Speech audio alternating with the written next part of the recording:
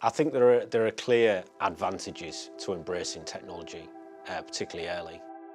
We have really tried to drive forward the idea of collaborating and working together, and SharePoint has allowed that.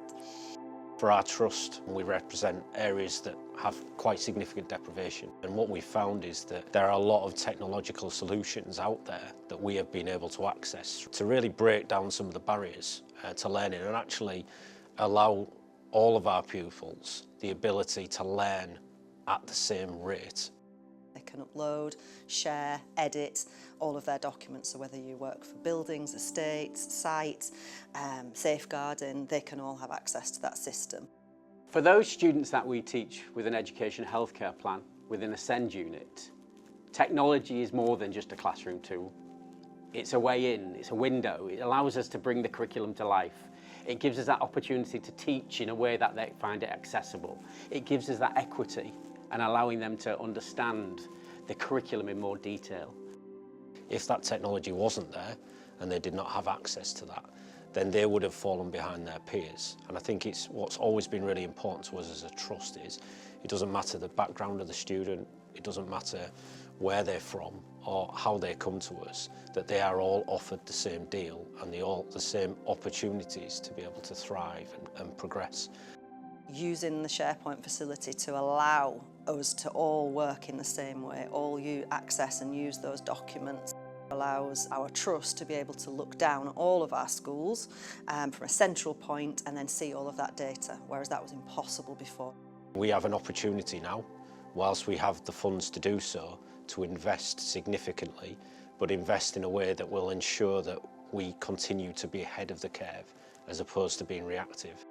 Whether it's supporting communication, whether it's supporting in a way that allows personalised learning, without technology, without the response that we put in place to allow us to have that personalised approach, our students would struggle. We've got to allow them to have that equity of access. Because it is in everyday life, isn't it? From when you swipe into the school to the MIS we use to the biometric systems we have, we are using that kit on a daily basis, and we've got to try and make that fair across all of our student populations.